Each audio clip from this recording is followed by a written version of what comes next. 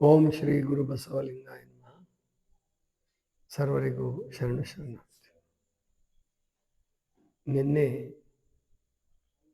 ವಿದ್ಯೆಯಾಗಿ ಮುಕ್ತಿಯವ ಅವಿದ್ಯಾ ಪರಿಹಾರಿಣಿ ಅಂದರೆ ಅವಿದ್ಯೆಯನ್ನು ಪರಿಹರಿಸಿ ಮುಕ್ತಿಯನ್ನು ನೀಡುವಂತಹ ವಿದ್ಯಾ ಸ್ವರೂಪಳಾದಂತಹವಳು ದೇವಿ ಅಥವಾ ಶಕ್ತಿ.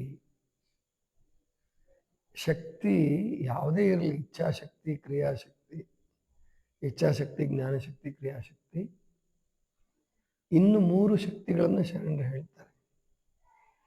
ಆದಿಶಕ್ತಿ, ಪರಾಶಕ್ತಿ, ಚಿಚ್ಛಕ್ತಿ. ಈ 3 ಶಕ್ತಿಗಳು ಜ್ಞಾನಶಕ್ತಿ, ಇಚ್ಛಾಶಕ್ತಿ, ಕ್ರಿಯಾಶಕ್ತಿ 3, ಒಟ್ಟು 6 ಶಕ್ತಿಗಳು. ಈ 6 ಶಕ್ತಿಗಳಲ್ಲಿ ಯಾವೂ ಕೂಡ ಸ್ತ್ರೀಯೂ ಅಲ್ಲ, ಪುರುಷರೂ ಅಲ್ಲ. ಸಂಪ್ರದಾಯ ಏನು ಮಾಡಿದೆ ಅಂದರೆ, ಅವ್ರಿಗೆ ಸ್ವಲ್ಪ ದೂರ ಕರ್ಕೊಂಡು ಹೋಗಿ ಕೇಳು. ಸಂಪ್ರದಾಯ ಏನು ಮಾಡಿದೆ ಅಂದರೆ, ಪುರುಷ ಅಂದರೆ ಶಿವ, ಪ್ರಕೃತಿ ಅಂದರೆ ಶಕ್ತಿ, ಅಲ್ಲಿ ಸ್ತ್ರೀ ಪುರುಷ ಅಂತ ಮಾಡಿದೆ. ಪ್ರಕೃತಿಯನ್ನು ಸ್ತ್ರೀಯನ್ನಾಗಿ ಮಾಡಿ, ಶಿವನನ್ನು ಪುರುಷನನ್ನಾಗಿ ಅಂದರೆ ಗಂಡಸನ್ನಾಗಿ ಮಾಡಿದೆ. ಆದರೆ ವಾಸ್ತವಿಕವಾಗಿ ಪಂಚಭೂತಗಳವರೆಗೆ ಯಾವೂ ಕೂಡ ಹೆಣ್ಣು ಅಲ್ಲ, ಗಂಡು ಅಲ್ಲ. ಯಾವಾಗ ಸೃಷ್ಟಿಕ್ರಿಯೆ ಶುರುವಾಯಿತು ಅಂದರೆ, ಏಕಕೋಶ ಜೀವಿಯಾದಂಥ ಅಮೀಬಾ, ಈ ಬ್ಯಾಕ್ಟೀರಿಯಾ ಮತ್ತು ವೈರಸ್ಗಳಲ್ಲೂ ಕೂಡ ಹೆಣ್ಣು ಗಂಡು ಅಂತ ಇಲ್ಲ. ಅಲ್ಲಿ ಅವು ಯಾವ ಕೂಡ ಅಂದರೆ ವಿಭಜನೆ ಆಗ್ತಾ ಆಗ್ತಾ ಆಗ್ತಾ ಸೃಷ್ಟಿಕ್ರಿಯೆ ಅಲ್ಲಿ ನಡೆಯೋದು. ಹೆಣ್ಣು ವೈರಸ್ಸು ಗಂಡು ವೈರಸ್ ಅಂತ ಇಲ್ಲ. ಹೆಣ್ಣು ಬ್ಯಾಕ್ಟೀರಿಯಾ ಗಂಡು ಬ್ಯಾಕ್ಟೀರಿಯಾ ಅಂತಲೂ ಇದ್ದಂಗೆ ಕಾಣಿಸಲ್ಲ, ಮೋಸ್ಟ್ಲಿ ಇದ್ದಂಗಿಲ್ಲ. ಎಲ್ಲಿಂದ ಶುರುವಾಗುತ್ತೆ ಅಂದರೆ ಅಮೀಬಾದಿಂದ, ಏಕಕೋಶ ಜೀವಿ. ಸಸ್ಯಗಳಲ್ಲೂ ಕೂಡ ನೀವು ಹೆಣ್ಣು ಗಂಡು ಗುರುತಿಸ್ಬೋದು. ಅಲ್ಲಿವರೆಗೆ ಹೆಣ್ಣು ಗಂಡು ಅನ್ನೋ ಪರಿಕಲ್ಪನೆ ಇಲ್ಲ, ಅದು ಸಾಧ್ಯ ಇಲ್ಲ. ಯಾಕಂದರೆ ಹೆಣ್ಣಿನಲ್ಲಿ ಗಂಡತನ, ಗಂಡಿನಲ್ಲಿ ಹೆಣ್ತನ ಗುರುತಿಸ್ಬೋದು ನಾವು. ಎಲ್ಲರೂ ಒಂದೇ ಥರ ಇರ್ತಾರೆ, ಹೆಣ್ಮಕ್ಳೆಲ್ಲ ಒಂದೇ ಥರ ಇರ್ತಾರೆ, ಗಂಡು ಮಕ್ಕಳೆಲ್ಲ ಒಂದೇ ಥರ ಇರ್ತಾರೆ ಅಂತ ಹಾಗಿಲ್ಲ. ಅದು ಸೃಷ್ಟಿಕ್ರಿಯೆ, ಸಂತಾನೋತ್ಪತ್ತಿ ನಡೆಯೋಕ್ಕೋಸ್ಕರವಾಗಿ, ಸೃಷ್ಟಿ ಮುಂದುವರಿಯೋದಕ್ಕೋಸ್ಕರ ಹೆಣ್ಣು ಗಂಡು ಮಾಡಿದೆಯೇ ಹೊರತು, ಅದು ಶರೀರಕ್ಕೆ ಸಂಬಂಧಪಟ್ಟಿದ್ದೇ ಹೊರತು ಪ್ರಾಣಕ್ಕೆ ಹೆಣ್ತನ ಗಂಡತನ ಇಲ್ಲ, ನಾಲಿಗೆಗೆ ಹೆಣ್ತನ ಗಂಡತನ ಇಲ್ಲ, ರಕ್ತಕ್ಕೆ ಹೆಣ್ಣು ಗಂಡು ಇಲ್ಲ. ಆದ್ದರಿಂದ ಇಲ್ಲಿ ಕುವೆಂಪು ಅವರು ಕೂಡ ಸಾಂಪ್ರದಾಯಿಕವಾಗಿ ಹೆಣ್ಣುತನವನ್ನು, ದೇವಿಯನ್ನು ಹೇಳ್ತಾರೆ. ಅಲ್ಲಿ ವಿದ್ಯೆಯಾಗಿ ಮುಕ್ತಿ ಅವಿದ್ಯಾ ಪರಿಹಾರಿಣಿ. ಅವಿದ್ಯಾ ಪರಿಹಾರಿಣಿ ಹೆಣ್ಣೆ ಆಗಬೇಕು ಅಂತ ಏನಿಲ್ಲ, ಗೊತ್ತಾಯ್ತಲ್ಲ. ಗಂಡು ಕೂಡ ಅವಿದ್ಯಾ ಪರಿಹಾರಕನಾಗ್ತಾನೆ, ಗುರು. ಹೆಣ್ಣು ಗುರು ಆಗಂಗಿಲ್ಲ ಅಂತ ಬಂದ್ಬಿಟ್ಟಿತ್ತು ಮೊದಲು. ಆದರೆ ಶರಣರ ಕಾಲದಿಂದ ಹೆಣ್ಣು ಗುರು ಸ್ಥಾನಕ್ಕೆ ಏರಬಲ್ಲಳು. ಅಷ್ಟೇ ಅಲ್ಲ, ಆಕೆ ಮುಕ್ತಿಯನ್ನು ಕೂಡ ಪಡಿಬಲ್ಲಳು, ಮುಕ್ತಿಯನ್ನು ಕೊಡಬಲ್ಲಳು ಅನ್ನುವಂಥದ್ದನ್ನು ತೋರಿಸಿದರು. ಅದೇ ಈ ಗುರುಲಿಂಗ ಜಂಗಮ, ಬಸವಣ್ಣ, ಚನ್ನಬಸವಣ್ಣ, ಪ್ರಭುದೇವರು ಅಂತ ಹೇಳಿ ಗುರುಲಿಂಗ ಜಂಗಮವನ್ನು ಗುರುತಿಸಿದಾರಲ್ಲ, ಪ್ರಾಯಶಃ ಇನ್ನೂ ಒಂದಷ್ಟು ಸರಿಯಾಗಿ ಕಲ್ಯಾಣ ಕ್ರಾಂತಿ ಆಗ್ಲಾರ್ದೇನೆ ಸರಿಯಾಗಿ ಮುಂದುವರ್ಕೊಂಡು ಬಂದಿದ್ರೆ, ಅನುಭವ ಮಂಟಪದ ವ್ಯವಸ್ಥೆ ಮುಂದುವರ್ಕೊಂಡು ಬಂದಿದ್ರೆ, ಹೆಣ್ಣುಮಕ್ಕಳಲ್ಲೂ ಕೂಡ ಗುರುಲಿಂಗ ಜಂಗಮನ ಗುರುತಿಸ್ತಿದ್ರು ಅಂತ ಅನಿಸುತ್ತೆ ನನಗೆ. ಅದಕ್ಕೆ ನನ್ನ ವಚನ ಹೃದಯದಲ್ಲಿ ತ್ರಿಮಾತೆಯರ ವಚನಾಂಕಿತ ಅಂತ ಒಂದು ಅಧ್ಯಾಯ ಮಾಡಿ, ಅಲ್ಲಿ ಗುರುಸ್ವರೂಪಳಾಗಿ ಅಕ್ಕನಾಗಮ್ಮನವರನ್ನು, ಲಿಂಗ ಸ್ವರೂಪಳಾಗಿ ನೀಲಮ್ಮನವರನ್ನು, ನೀಲಲೋಚನೆ ಅಮ್ಮ ಬಸವಣ್ಣವರ ಪತ್ನಿ, ಮತ್ತು ಜಂಗಮ ಸ್ವರೂಪಳಾಗಿ ಅಕ್ಕ ಮಹಾದೇವಿ ಅಕ್ಕ, ಇವರು 3 ಜನರನ್ನ ಅಲ್ಲಿ ತ್ರಿಮಾತೆಯರ ವಚನಾಂಕಿತ ಅಂತ ಗುರುತಿಸಿದ್ದೀನಿ. ಅದು ದುರದೃಷ್ಟವಶಾತ್ತೋ ಅಥವಾ ಸುದೈವ ವಶಾತ್ತೋ ಗೊತ್ತಿಲ್ಲ, ಮಾತಾಜಿ ಇದ್ದಾಗ ಆ ಪುಸ್ತಕ ಬರೆಯೋ ಆಲೋಚನೆ ನನಗೆ ಬಂದಿರಲಿಲ್ಲ. ಮಾತಾಜಿ ಲಿಂಗೈಕ್ಯ ಆಗಿದ್ದು 18ನೇ ಇಸ್ವಿ, 2018. ನನಗೆ ಅಂದರೆ ಮೊದಲು ವಚನಾಂಕಿತದ ಬಗ್ಗೆ ಪುಸ್ತಕ ಬರೀಬೇಕು ಅಥವಾ ಬರೆಸ್ಬೇಕು ಅನ್ನೋದಿತ್ತು ನನ್ನ ಮನಸ್ಸಲ್ಲಿ.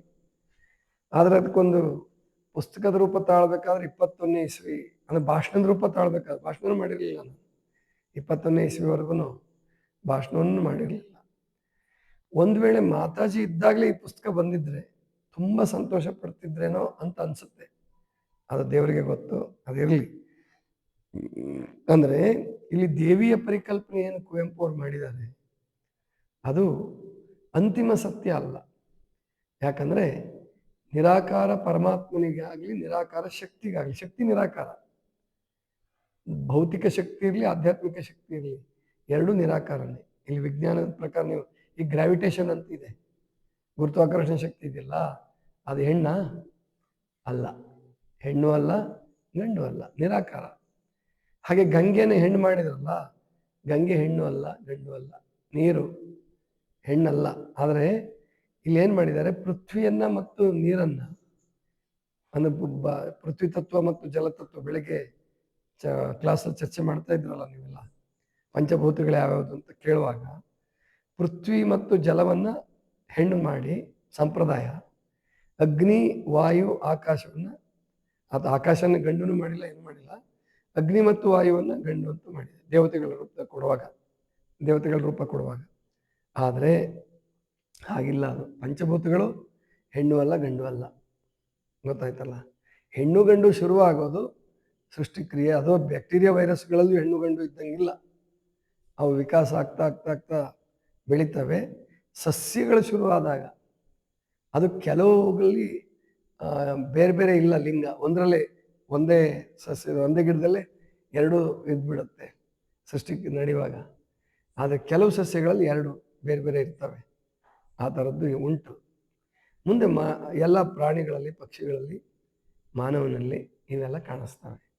ಆದರೆ ಮನುಷ್ಯ ಅದರಲ್ಲೂ ಭಾರತೀಯ ಮನಸ್ಸು ದೇವರನ್ನು ಕಾಣೋದಕ್ಕೆ ಮುಂಚೆ ಈ ಶಕ್ತಿ ಪರಿಕಲ್ಪನೆಯನ್ನು ಮಾಡಿ, ಶಕ್ತಿ ಅಂದರೆ ಹೆಣ್ಣು ಮತ್ತು ಆತ್ಮ ಅಂದರೆ ಪುರುಷ, ಪರಮಾತ್ಮ ಪುರುಷ, ಶಕ್ತಿ ಹೆಣ್ಣು ಅಂತ ಹಂಗೆ ಮಾಡಿದ್ದಾರೆ. ಹಂಗಾಗಿ ತ್ರಿಮೂರ್ತಿಗಳ ಕಲ್ಪನೆ ಮಾಡಿ ತ್ರಿಮೂರ್ತಿಯರಿಗೆ ಮತ್ತೆ ತ್ರಿಮಾತೆಯರನ್ನು ಕಟ್ಟಿದರು. ತ್ರಿಮಾತೆಯರು ಅಂತಲೂ ಅನ್ನಲಿಲ್ಲ ಅವರಿಗೆ. ಅದೇ ವಿಚಿತ್ರ ಅನ್ನೋ ಸಂಪ್ರದಾಯ ತಾಯಿಯನ್ನು ಗೌರವಿಸುತ್ತೆ ಅನ್ನೋ ಕೆಲವೇ, ಅದು ಸಂಪೂರ್ಣ ಸತ್ಯ ಅಲ್ಲ. ಯಾಕಂದರೆ ತ್ರಿಮೂರ್ತಿಗಳು ಅಂತಂದ ಹಾಗೆ ಅವ್ರನ್ನ ತ್ರಿಮಾತೆಯರು ಅಂತ ಅನ್ನಲಿಲ್ಲ. ಗೊತ್ತಾಯ್ತಲ್ಲ, ಅದಕ್ಕೆ ತ್ರಿಮೂರ್ತಿಗಳಂದಮೇಲೆ ಅವರಿಗೆ ಸತಿಯರನ್ನು ಕಟ್ಟಿದರು. ಅದು ಕೇವಲ ಕಲ್ಪನೆ, ವಾಸ್ತವ ಅಲ್ಲ. ಬ್ರಹ್ಮ, ವಿಷ್ಣು, ರುದ್ರ, ಆಮೇಲೆ ಸರಸ್ವತಿ, ಲಕ್ಷ್ಮಿ, ಪಾರ್ವತಿ, ಇವರು ಕಲ್ಪನೆಯೇ ಹೊರತು ಇವ್ರು ನುಡ್ಕೊಂಡು ನೀವೆಲ್ಲ ಹೋಗಿ ಅಥವಾ ಪೂಜೆ ಮಾಡಿ ಹತ್ತು ಕರೆದು ಇವ್ರನ್ನ ಸಾಕ್ಷಾತ್ಕಾರ ಮಾಡ್ಕೊಳಕ್ಕಾಗಲ್ಲ. ಒಂದು ವೇಳೆ ಸಾಕ್ಷಾತ್ಕಾರ ಆದ್ರೂ ಅದು ನಿಮ್ಮ ಚಿತ್ತ ಧರಿಸಿದ ರೂಪವೇ ಹೊರತು ನಿಮ್ಮ ಚಿತ್ತಕ್ಕೆ ಆ ಶಕ್ತಿ ಇದೆ. ನೀವು ಯಾವುದನ್ನು ಹಾರೈಸ್ತೀರೋ ಅದು ಒಳಗೆ ಇದೆ, ಹೊರಗಲ್ಲ.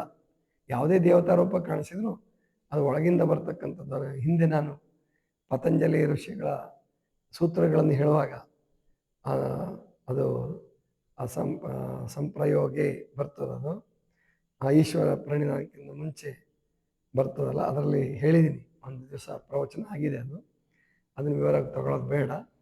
ಇಲ್ಲಿ ಕುವೆಂಪು ದೇವಿ ಕಲ್ಪನೆ ಮಾತ್ರ ಸಂಪ್ರದಾಯದ ದೇವಿಗಿಂತ ಉತ್ತಮವಾಗಿದೆ.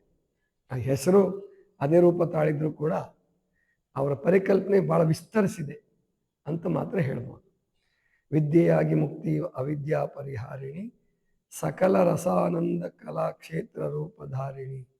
ಸಕಲ ರಸಗಳು, ನವರಸಗಳು ಅಂತ ಏನು ಹೇಳ್ತೀರಲ್ಲ, ಅಂದರೆ 9 ರಸಗಳು, ಸಕಲ ರಸಾನಂದದ ಉಂಟಾಗಿರ್ತಕ್ಕಂಥದ್ದು ಕಲಾಕ್ಷೇತ್ರ ರೂಪಧಾರಿಣಿ, ಹಿಂಗೆ ಹೇಳ್ತಾರೆ. ಇಷ್ಟು ಒಂದು ನುಡಿ ಆಗುತ್ತೆ. ಇನ್ನು ಇದು 2ನೇ ನುಡಿ ಮಾಡ್ಬೋದು, ಅದನ್ನು ಅವತ್ತು ವಿವರವಾಗಿ ಹೇಳಿದ್ದೆ. 7 ಬ್ರಹ್ಮ ಹೃದಯ ಸಜ್ಞೆ, ರಸ ಋಷಿ ಕವಿ ಪ್ರಾಣ ಪದ್ಮೆ, ಹೇಳು ಎಲ್ಲ ಬಲ್ಲ ಜಾಣಿ ನಿಖಿಳ ಜಗಜ್ಜೀವ ವೀಣೆ, ನೀನಿಲ್ಲದೆ ನಾನು ಕಾಣೆ ಸೃಷ್ಟಿಯ ಪರಮಾರ್ಥವ. ಇದನ್ನು ಬಿಡಿಸಿದ್ದೀನಿ, ಮೊನ್ನೆ ಪ್ರವಚನವನ್ನು ನೋಡಿ. ಮೊನ್ನೆದೇನಿದೆಯಲ್ಲ ಅದು ಬೇಕು ಅಂದರೆ ಮೊನ್ನೆ ದಿವಸದ್ದು ಪ್ಲೇ ಮಾಡಿದ್ರೆ ಸಿಗುತ್ತೆ ನಿಮ್ಗೆ, ಡೇಟ್ ಹಾಕಿದ್ರೆ ಸಿಗುತ್ತೆ. ಇನ್ನು 2ನೇ ನುಡಿ ಅಂದರೆ 3ನೇ ನುಡಿ ಆಗುತ್ತೆ. ಇದು ಮೊದಲನೇ ಪಲ್ಲವಿ ಮಾಡ್ಕೊಳ್ಳದೆ ಹೋದರೆ ಅದೊಂದು ಪಲ್ಲವಿ ಮಾಡೋಕ್ಕಾಗಲ್ಲ, ಅದು ಕೂಡ ನುಡಿನೇ. ಎರಡನೇದು. ಮೂರನೇದು ಚಿದ್ರೂಪಿಣಿ ಭವತಾರಿಣಿ ಉತ್ತರೋತ್ತರೆ, ಕವಿಯ ನೆತ್ತಿ ರಕ್ಷಿಸಲ್ಕೆ ಬಂದಳಿತ್ತ ದಕ್ಷಿಣಕ್ಕೆ, ಶ್ರೀ ವಿವೇಕ ಪರಮಹಂಸ ದಕ್ಷಿಣೇಶ್ವರಿ, ಕಣ್ದೆರೆಯಿತು ಕೋಧನ ಗರಿಗೆದರಿತು ಸಾಧನ, ಅಲೋಕ ಯಾತ್ರೆಯಾಯಿತು ದಿವ್ಯ ದರ್ಶನ. ತಮ್ಮ ಮಗಳಿಗೆ ಕುವೆಂಪು ಅವರು ಒಬ್ಬರಿಗೆ ಭವತಾರಿಣಿ ಅಂತಲೂ ಹೆಸರಿಟ್ಟಿದ್ರು. ಭವತಾರಿಣಿನ ಒಬ್ಬರು ಇದ್ದಾರೋ ಇಲ್ವೋ ಈಗ ಗೊತ್ತಿಲ್ಲ ನನಗೆ. ಚಿದ್ರೂಪಿಣಿ ಅಂದರೆ ಚಿತ್ತದಲ್ಲಿ ಚಿತ್ತರೂಪ ಧರಿಸಿದಂತಹವಳು, ಚಿದ್ರೂಪಿಣಿ ಚಿತ್ತದಲ್ಲೇ ಇರ್ತಕ್ಕಂಥವಳು, ಚಿತ್ತರೂಪ ಧರಿಸಿದಂಥವಳು. ಚಿದ್ರೂಪಿಣಿ ಭವತಾರಿಣಿ ಭವದಿಂದ ದಾಟಿಸುವವಳು. ಚಿದ್ರೂಪಿಣಿ ಭವತಾರಿಣಿ ಉತ್ತರೋತ್ತರೆ, ಉತ್ತರೋತ್ತರ ಅಭಿವೃದ್ಧಿ ಆಗಲಿ ಅಂತೇನು ಹಾರೈಸ್ತಿರ್ತಾರಲ್ಲ, ಉತ್ತರೋತ್ತರೆ. ಕವಿಯನೆತ್ತಿ ರಕ್ಷಿಸಲ್ಕೆ ಬಂದಳಿತ್ತ ದಕ್ಷಿಣಕ್ಕೆ, ಶ್ರೀ ವಿವೇಕ ಪರಮಹಂಸ ದಕ್ಷಿಣೇಶ್ವರಿ. ಅಲ್ಲಿ ಕಲ್ಕತ್ತಾದಲ್ಲಿ ಇರ್ತಕ್ಕಂಥ ದೇವಿಗೂ ಕೂಡ ದಕ್ಷಿಣೇಶ್ವರಿ ಅಂತಲೇ ಕರೀತಾರೆ. ದಕ್ಷಿಣೇಶ್ವರ ಅಂತ ಪ್ರದೇಶ ಅದು. ಅಲ್ಲಿರ್ತಕ್ಕಂಥ ದೇವಿ ದಕ್ಷಿಣೇಶ್ವರಿ.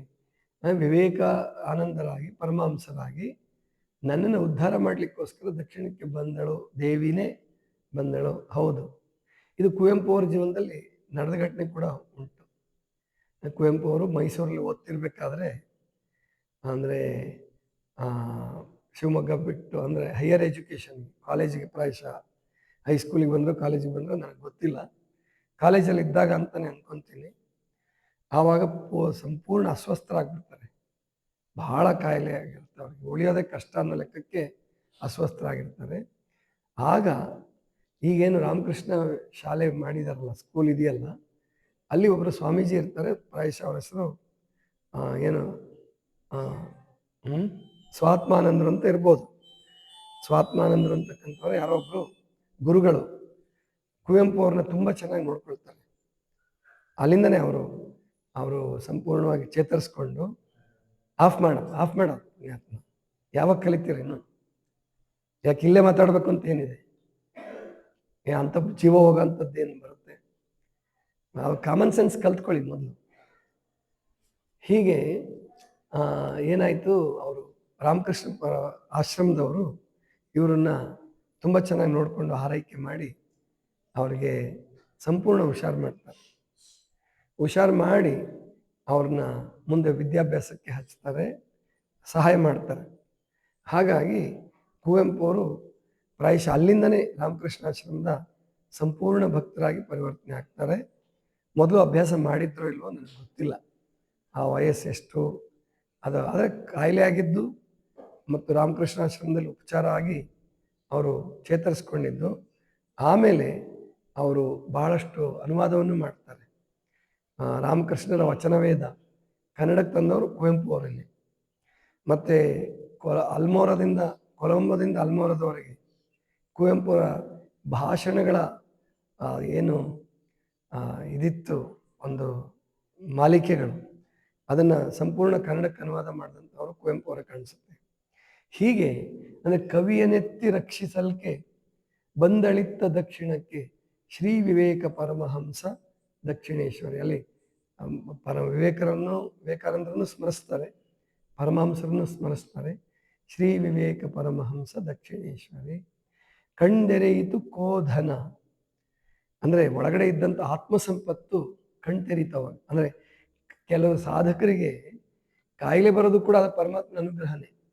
ಯಾವುದೇ ಇರಲಿ, ಕಾಯಿಲೆನ ಅವರು ರೋಗ ನನ್ನನ್ನು ಕೊಲ್ಲಕ್ಕೆ ಬಂದಿದೆ ಅಂತ ಭಾವಿಸ್ಕೊಳ್ಳಲ್ಲ. ಆ ಕಾಯಿಲೆಯಿಂದ ಚೇತರಿಸ್ಕೊಂಡ್ಮೇಲೆ ಅವರಿಗೆ ಬಹಳ ಅದ್ಭುತವಾದ ಶಕ್ತಿ ಬರ್ತದೆ. ಕಣ್ದೆರೆಯಿತು ಕೋಧನ ಗರಿಗೆದರಿತು ಸಾಧನ, ಅಲೋಕ ಯಾತ್ರೆ ಆಯಿತು ದಿವ್ಯ ದರ್ಶನ.